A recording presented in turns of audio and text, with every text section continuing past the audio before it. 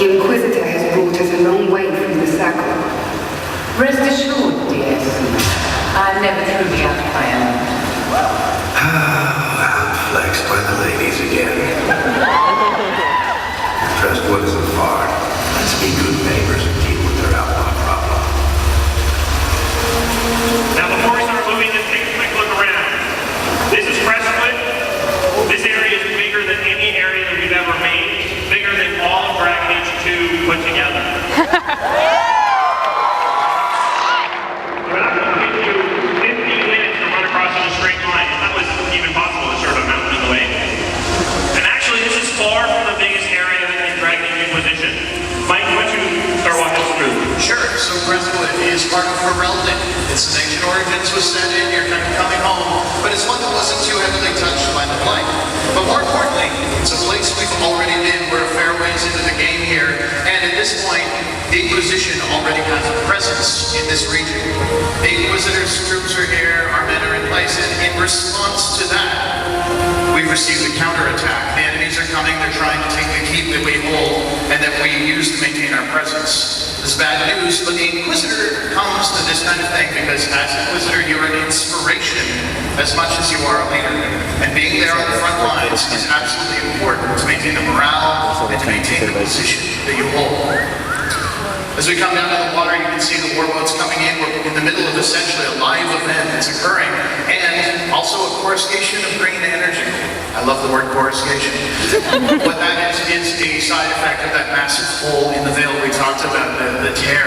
These rifts are opening up throughout the world. Demons are pouring out, undead are coming back, magic is going crazy, and each and every one of them represents a real threat to the stability and safety of everyone that's nearby. This one, in particular, is troublesome because it's underwater. It's very hard for us to reach, but long term, the Inquisition would try to find a way to reach it and seal it, if at all possible. We'll leave that for the main game. It's like Oblivion. We've got a fight coming up because obviously we're under attack, and one thing I want to make very clear, Inquisition does not automatically level its enemies to match yours. You can't do it? Yeah.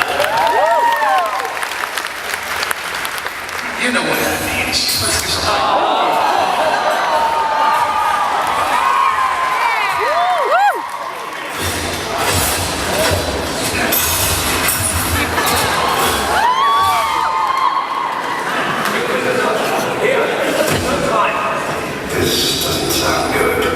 So in addition to big, beefy sword swings, which feel extra physical and weighty, of course you have direct control over your camera. We want to give you the camera that fits your playstyle. And here, conversation is another version of that. Your Eminence, the call to defend Crestwood. It wasn't outlaws like we thought. It's Red Templars. They attacked the village to draw us out, and then a larger force assaulted the keep. The old tunnels Inquisitor. They'll be inside the walls before we can rally. Now these are my men. They're here, some of them are hurt, and it's up to me to choose what happens next. You remember we said we didn't want to spoil too much of the story. Well, this event seemed like a perfect place to talk about the burden of leadership without giving too much away. And in this case, you see options to stay with the wounded, regroup, and head to the keep. But something I want to call out, you'll notice that additional choice bar, and that is optional. You turn it on and off, but what we want to be sure is that whenever you're making a choice that has a direct action, the head, that the paraphrase is absolutely clear. So if you want to make sure you know exactly what role you'll take, there it is, right there for you.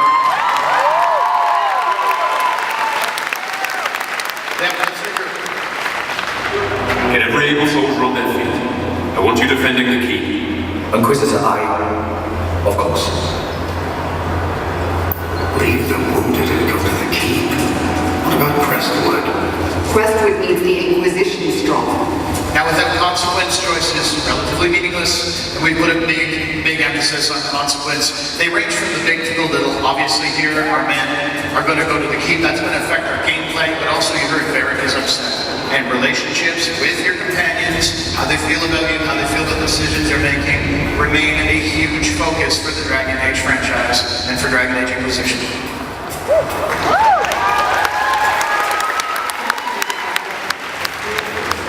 The Red Templars may spare it. We sent their hope to the keep.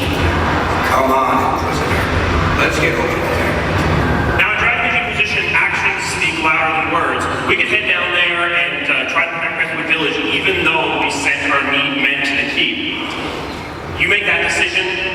The world reacts to the decision you make, and then you have to react to the world as it now stands. But we're going to maintain consistency, we're going to keep going to the key. In order to avoid any more truth at this point, we're actually going to leave the road.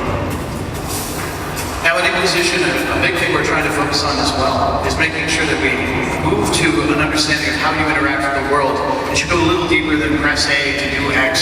That's fine for doors, it's fine for simple interactions, but sometimes we want to test whether or not you've come prepared, whether or not you can seize an opportunity, whether that's a dark cave, you need a light to go in, or as we see here, these orbital